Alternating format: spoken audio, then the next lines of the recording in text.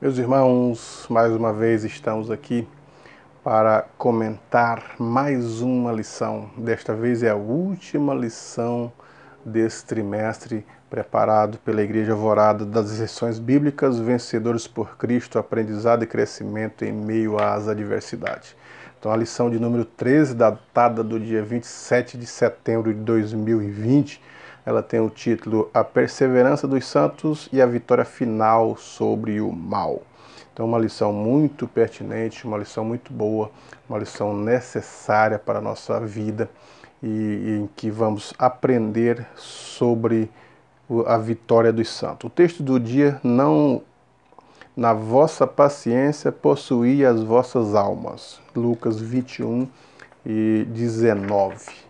E o primeiro tópico fala o conceito e definições da palavra upomone, que significa permanência, que significa estar debaixo de alguma coisa, formado por alguma coisa, permanecer, ficar sustentado em algo. Então é esses conceitos que o primeiro tópico aí da lição, o primeiro ponto também traz sobre a permanência. O que é quando a Bíblia fala permanecei no amor, permanecei na perseverança, permanecei na fé, permanecei na liberdade com que foste liberto. Todos esses conceitos que a Bíblia traz sobre permanência, sobre firmeza. Então a lição ela está colocando aqui de uma forma muito boa, muito imprescindível sobre o significado dessas palavras que advêm ou provém do grego. E a perseverança dos santos, segundo ponto, a perseverança em Cristo. Perseverar o quê? Perseverar na tribulação. Um dos exemplos que nós poderíamos dar aqui de perseverança durante as adversidades é o próprio Jó, que é o tema do trimestre seguinte das lições da CPAD. Jó foi um homem que perseverou, perseverando sua vida de fidelidade, perseverando na sua fé, a ponto de dizer: eu sei que o meu Redentor vive e que por fim se levantará. Então isto é fé, isto é persistência, é firmeza, isto é fidelidade. Às vezes não, no livro de Gálatas, Paulo ele coloca a fé como sinônimo de fidelidade. O fruto do Espírito, entre eles a fé, é sinônimo de fidelidade da pessoa em qualquer circunstância, independente dela, continuar sendo fiel ao seu Deus. É esta explicação que é em relação à palavra fé. Então, quando fala da perseverança, muitas pessoas hoje não têm entendido por que o mundo passa por essas tribulações de pestes, de pestilências, de terremoto, de fome, de tantas outras pandemias que assolaram e assolam ainda a nossa sociedade e a nossa nação, que às vezes algumas pessoas perdem a fé, deixam de ser insistente com a sua fé, com a Bíblia, com as promessas de Deus na sua vida. E o cristão ele permanece nessa fé, permanece na liberdade, como Paulo disse aos Gálatas: permanecei na liberdade com que fostes liberto e não vos tornei-vos a meter debaixo do jugo da servidão. Porque eles viviam sob os preceitos da lei, jugos pesados que nem eles mesmos conseguiam cumprir toda a lei. Mas agora Paulo está trazendo uma advertência, procurando fazer com que eles se arrependam, com que eles valorizem essa liberdade em Cristo. E essa liberdade ela traz os sinônimos da fé, de fidelidade. Precisamos ser fiel àquele que nos chamou e nos propôs uma vida que nós dissemos que sim, estaríamos conservando a nossa vida segundo o temor da sua palavra e os preceitos da Bíblia. Então, perseverança neste primeiro momento significa isto. E a lição ela vai discorrendo sobre esses pontos, sobre a prova da vossa fé, mas a prova da vossa paciência, entre outros detalhes, a resistência, resistir ao diabo, ele fugirá de vós, desprezar as atitudes do mundo, as oferendas do mundo. Então, o cristão ele tem essa perseverança em Cristo. E o terceiro ponto, perseverar na santificação. A palavra santificação, ela significa cortar e separar as partes. Em primeiro momento, a igreja ou cada cristão foi cortado do mundo e separado dele. A partir do momento que o indivíduo levanta a mão ou ele decide dizer assim, eu quero, eu aceito a graça divina, eu estou consciente, eu quero isso, eu quero mudança. Então, a partir dali, ele já é cortado do mundo.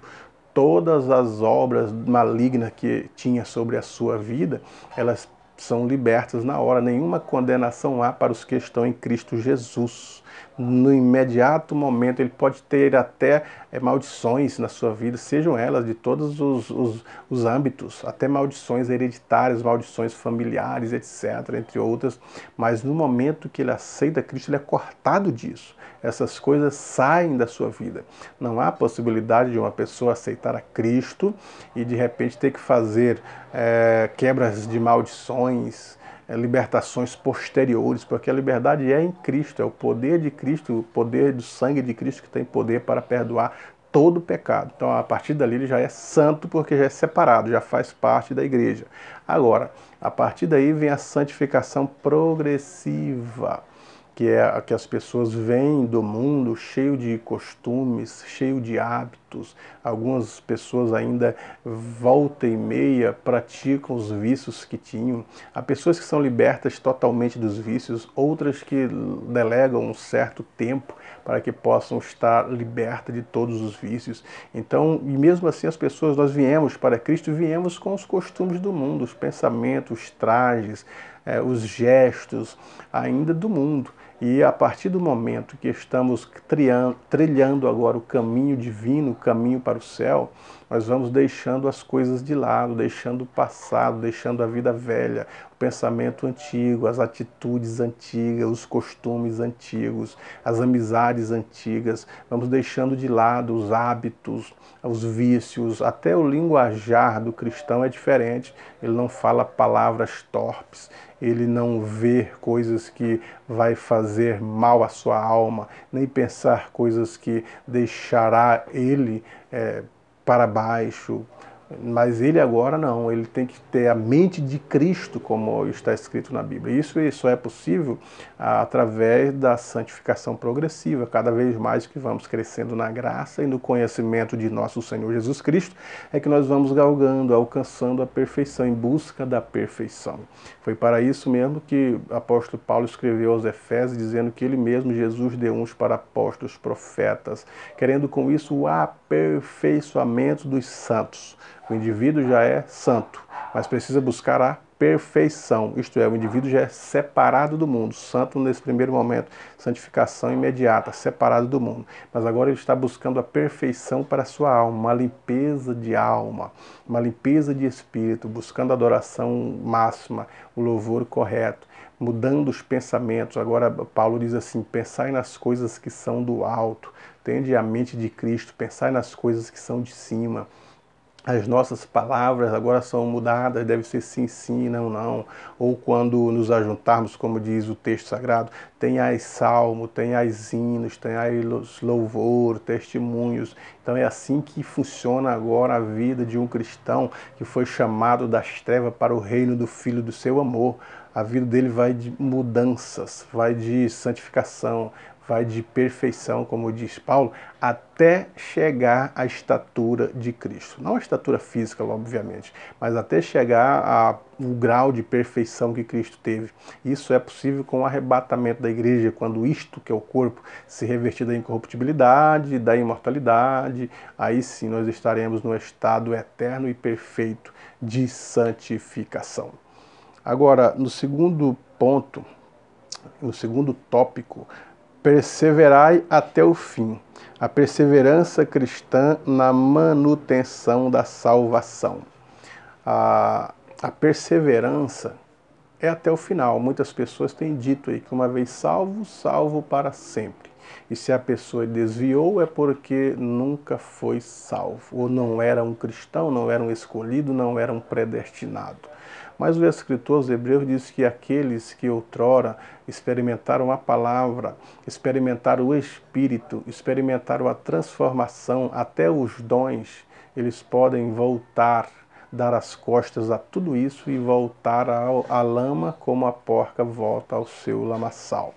E então há a possibilidade das pessoas que estão em Cristo escolher deixar a Cristo. Não é que Cristo as abandona, é que elas é quem resolve deixar a Cristo. E para isso a Bíblia é enfática em dizer que nós não devemos abandonar, mas devemos perseverar contra o mundo, contra o pecado, contra as obras da carne. A nossa luta são contra esses três inimigos. Lutamos contra o diabo e a Bíblia nos adverte: resisti ao diabo e ele fugirá de vós. E a Bíblia nos adverte em relação ao mundo, as circunstâncias do mundo, o pensamento do mundo. Quando fala mundo, o mundo sistema, o mundo filosófico, o mundo científico, o mundo religioso, que outrora estão impermeados de coisas que são contrárias à palavra de Deus. E a Bíblia diz que nós devemos lutar contra o mundo ou não amá-los, como disse Jesus: não ameis o mundo, nem o que no mundo há. Se alguém ama o mundo, o amor do Pai não está nele. Cristo não está falando do mundo natureza. Nós devemos amar a natureza, cuidá-la, planeta Terra e etc. Ele não está falando também do mundo humano, porque a Bíblia manda amar até os nossos inimigos. Quantos mais os nossos amigos, os nossos irmãos e os nossos familiares. Mas está falando do mundo sistema, que outrora está impermeado pelo sistema mundano, pelas atitudes e astúcias de Satanás. Por exemplo, na política, onde as pessoas conseguem defraudar os menos favorecidos, deixar morrer, onde as pessoas não fazem nada para que as pessoas que estão em estado de saúde degenerado possam ter uma saúde melhorada, mas eles fazem com que eles morram para que eles possam obter ganhos. Assim também é o mundo econômico, onde as pessoas fazem com que os demais sejam escravos e enriquecem ilicitamente. Assim também é o mundo filosófico, onde as pessoas não creem mais em Deus e fazem de tudo para desacreditar a veracidade da Bíblia Sagrada. E em todos os ambientes, é esse tipo de mundo que Jesus Cristo está dizendo: não ameis o mundo, nem o que no mundo há. Se alguém ama o mundo, o amor do Pai não está nele. E a nossa luta é contra isso. A perseverança do crente em manter a sua salvação é afastando o mundo, as obras da carne. As obras da carne devem ser dominadas. E ela só é dominada com a ação do Espírito. E o Espírito só é eficaz na nossa vida através da palavra, do estudo dela, da guarda dos preceitos da palavra de Deus e da nossa vida devocional em oração, em santificação, em louvor, em perseverança. Por que a Bíblia diz assim: aquele que perseverar até o fim será salvo? Porque aqueles que perseverarem só no início da carreira ou no meio da caminhada não serão salvos. Porque é que está escrito assim: aquele que está em pé, cuide para que não caia. É porque se ele cair, ele perde a sua salvação. Então são esses aspectos da Bíblia Sagrada que o cristão deve estar atentos para uma vida saudável diante do seu Criador. Se perseverarmos, não seremos condenados com o mundo. Se perseverarmos com o quê? Porque o mundo jaz do maligno, né? Nós ouvimos aí que estamos no final dos tempos. São guerras, são rumores de guerras, são terremotos, são tantas coisas que estão acontecendo que a Bíblia dá o prenúncio do fim, são sinais da volta de Cristo, sejam a apostasia, a multiplicação do pecado, a multiplicação da ciência, a multiplicação da religião, são a frieza espiritual, são as pestes, são as doenças, são os terremotos, são as guerras, sejam as guerras políticas, as guerras econômicas, as guerras civis, todos os tipos de guerras, elas estão inclusas nos sinais que antecedem a volta de Cristo. E o cristão, quando ele estiver em meio a essas tribulações de guerras, de fomes, de pestes, de doenças e desses sinais que antecedem a vinda de Cristo, não devemos desfalecer, mas a nossa percepção é que a Bíblia está cumprindo-se. A nossa percepção deve ser que estamos no final da nossa era, porque quando tudo isso vier a acontecer, a vossa salvação está próxima. O terceiro ponto aí ainda do segundo tópico: perseverança para alcançar a vitória final prometida pela igreja. Nós devemos estar perseverando fora do pecado, fora da ira, e nós estar perseverando em Cristo, porque Cristo é quem nos salvou e prometeu estar conosco todos os dias até a consumação do século. É em Cristo que nós devemos estar arraigados, porque Cristo, ele é a cruz, é a rocha, a promessa vem dele, todas as coisas vêm a partir dele. Em Cristo Jesus, como disse aqui a lição, ele arrancou a cédula que era contra nós nas suas ordenanças, que estava no meio de nós, que eram os nossos pecados. A cédula escrita onde estavam todos os nossos atos, tirou do meio de nós e cravou na cruz, isto é, nos perdoou. E agora nós precisamos permanecer nesta liberdade, permanecer neste amor e nesse perdão e nesta justificação. No terceiro tópico, perseverança em Cristo e a eternidade. A igreja será arrebatada. Aqui fala um pouquinho do arrebatamento da igreja, que a nossa esperança é ser arrebatado em Cristo. O arrebatamento é inevitável, é promessa de Deus. O arrebatamento será num piscar de olho, é uma fração de segundos muito rápida. Quando piscamos já aconteceu o arrebatamento dos santos, a transformação deles, juntamente com os que morreram em Cristo, estarão ressuscitados, transformados e subiremos juntamente com eles a encontrar o Senhor nos ares neste piscar de olhos. O arrebatamento é uma realidade. Nós cremos que o arrebatamento da igreja, arrebatar é tomar com força para si, é levar daqui um povo de uma forma violenta, de uma forma rápida, de uma forma eficaz, em que as pessoas não percebam. E este corpo, então, cumprindo as promessas da redenção, este corpo se revestirá da incorruptibilidade e da imortalidade. Será um corpo transformado. O corpo que nós teremos será um corpo glorioso, não é igual este corpo limitado ao espaço, ao tempo, às circunstâncias. Nós não nos limitaremos mais às barreiras físicas. O corpo transformado, ele é arrebatado aonde a pessoa estiver. Se é no térreo, ele atravessará todo o prédio. Se é no fundo do mar, dentro de um submarino, ele será arrancado de lá misteriosamente, violentamente e rapidamente. Então, as explicações do arrebatamento, que são um mistério, para a fé daqueles que creem no arrebatamento. A igreja no tribunal de Cristo. É no tribunal de Cristo que nós prestaremos contas de tudo que fizermos por meio do corpo, bem ou mal. As nossas obras em relação ao reino de Deus serão prestadas no tribunal de Cristo. O tribunal de Cristo não é para condenar as pessoas, mas é para prestar contas. Aqueles dons que recebemos para ganhar almas, para edificar igrejas, para evangelizar, para ensinar, tudo que fizermos, todos os dons que fizermos ou fazemos para o reino de Deus será prestado lá. E ali será revelado aqueles que fizeram de fato com amor e aqueles que fizeram sem amor. Aqueles que fizeram com compromisso na palavra e os que fizeram descompromissados dela.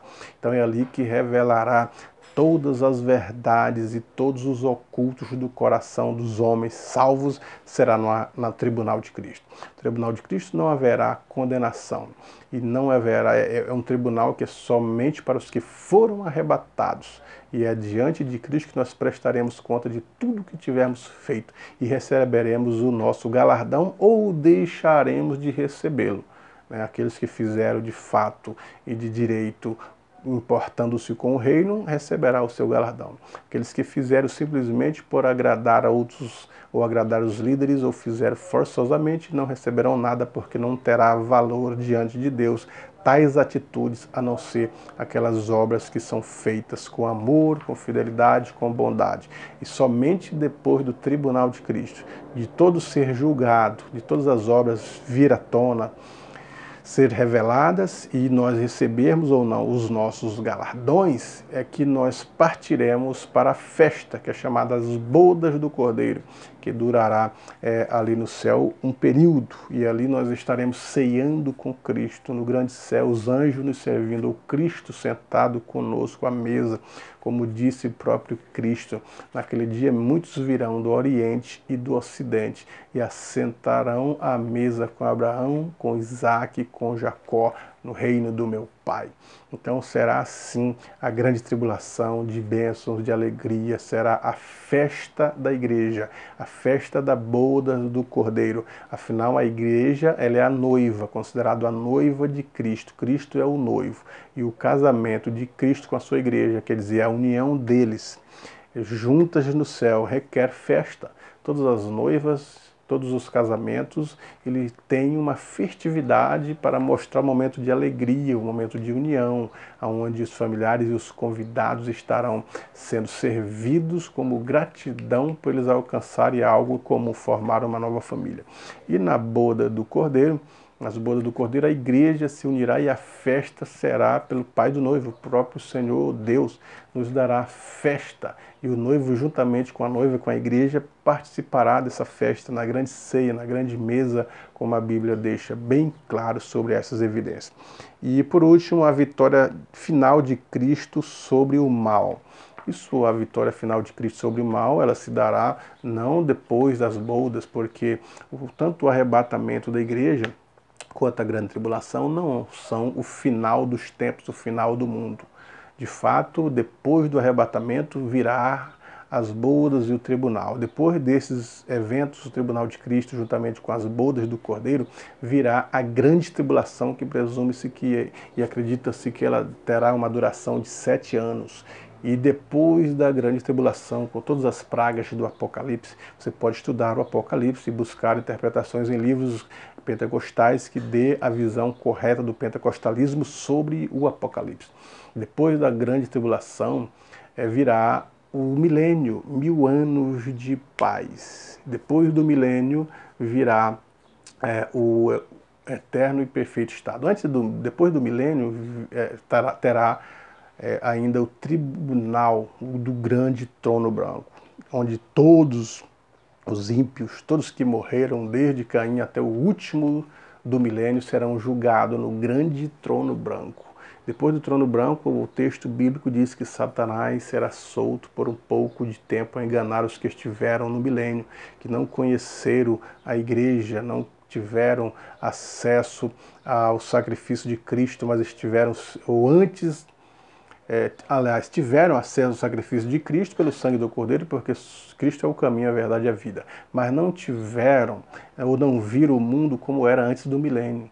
O mundo no milênio será um mundo de paz, de tranquilidade, com a ausência de pecado, com a harmonia, a ausência de pecado dos fiéis, né, que eu digo, e terá harmonia, porque as pessoas no milênio estarão vivendo normalmente, e há aqueles que pecarão escolhendo não servir ao rei que está dominando o milênio, que é Cristo Jesus, o Senhor.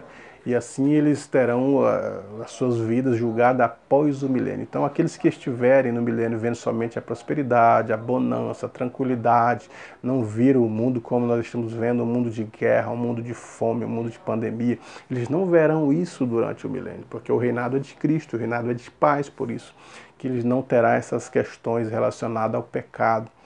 E eles então acharão, o diabo convencerá quando ele será solto, porque o diabo estará preso durante o milênio, e depois do milênio ele sairá para enganar as nações, ele convencerá essas pessoas de que o milênio é uma coisa monótona e que eles precisam de algo maior, e vão fazer com que estas pessoas do milênio se unam a Satanás e lute contra o seu Cristo. E eles então aceitarão a proposta do diabo e subirão para lutar contra Cristo, é onde Cristo os destruirá. Então, se o arrebatamento for hoje, não é o final dos tempos, não é o final do mundo. Se o arrebatamento for hoje, o mundo ainda tem pela frente os 7 anos da grande tribulação e os 1000 anos de milênio, mais de 1007 anos pela frente. Fora o tempo que Satanás será solto, que a Bíblia não diz quanto tempo que ele precisará para sair a enganar as nações que estarão desfrutando da paz no milênio. A Bíblia não relata o tempo que ele ficará perturbando e tentando estas pessoas. Mas o certo é que a igreja estará no milênio já transformada, sem a possibilidade de pecado, porque uma vez que isto é imortal e incorruptível, a igreja não se corrompe, não morre e não mais se deixará levar pelos ataques do diabo, porque agora ela está num corpo glorioso. e estar reinando com Cristo, mas as pessoas que tiverem no milênio estarão com o corpo natural, normalmente trabalhando. Simplesmente terão uma modificação na durabilidade da sua vida, porque o texto de Isaías diz que eles viverão a idade das árvores. O jovem que morrer com 100 anos, está falando de jovens com a idade de 100 anos, então ainda é jovem quem estiver com 100 anos.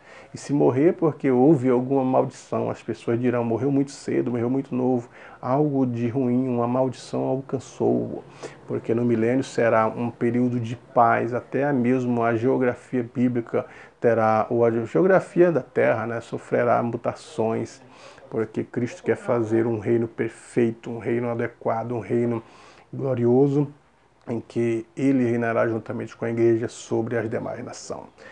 Portanto, meu amado ouvinte, irmão, você que está acompanhando essas lições, que possa levar essas verdades bíblicas do Evangelho à sua sala de aula, aos seus alunos, que eles possam cada dia mais acreditar nas promessas da Bíblia Sagrada, que cada dia mais eles possam compreender e viver para serem arrebatados, viver uma vida pautada nas bênçãos de Deus, na obediência da sua palavra, com desejo e com as promessas de Deus na sua vida e a esperança do arrebatamento, e possam alcançar a Cristo. Às vezes possam ser que alguns não alcancem o arrebatamento em vida, possam ser que eles partam através da morte, mas mesmo assim a promessa alcançarão aqueles que morrem, porque a Bíblia diz assim, os que morreram em Cristo ressuscitarão primeiro.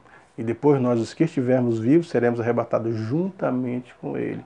Então, se alguém morrer e não alcançar a promessa do arrebatamento, ele também participará através da ressurreição em Cristo. Cristo os ressuscitará para que suba juntamente com a igreja, eles tomarão o seu corpo, a terra dará o seu corpo, como diz o texto da Bíblia, os mares, o fogo, aqueles que forem cremados, todas as cinzas darão o corpo destas pessoas que morreram em Cristo, e eles então serão transformados, o seu corpo será um corpo glorioso, incorruptível, e eles subirão para o céu e estarão para sempre com o Senhor na eternidade. E nós juntamente com eles estaremos nas bodas do Cordeiro. Então aqueles que morrerem em Cristo, morreram sem alcançar a promessa de estar vivos, mas na promessa futura alcançarão a Jesus Cristo. É igual a galeria dos heróis da fé. Muitos acreditavam na promessa que viria o Salvador, que o Salvador nasceria, que viria de Belém, que viria de Israel.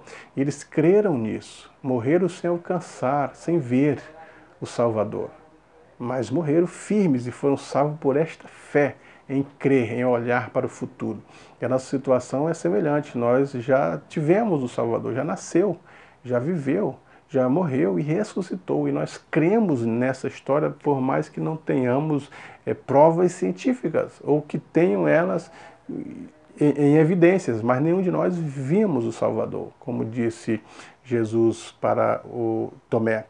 Bem-aventurados que não viram, mas creram. Então essa felicidade de quem não viu e creu, como também dos nossos irmãos do Antigo Testamento não viram, mas creram e morreram acreditando na promessa, a promessa os alcançou e os salvou.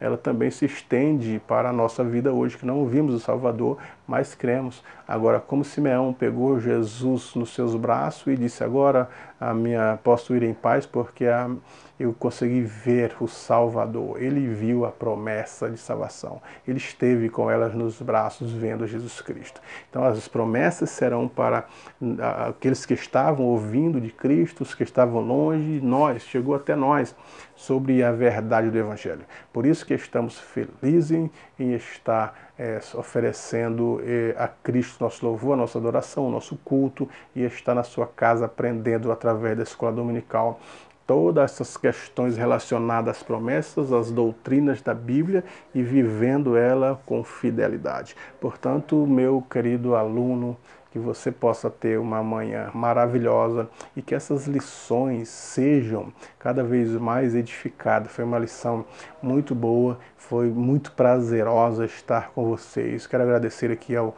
amigo evangelista Antônio Costa, que nos convidou para o comentário desta lição.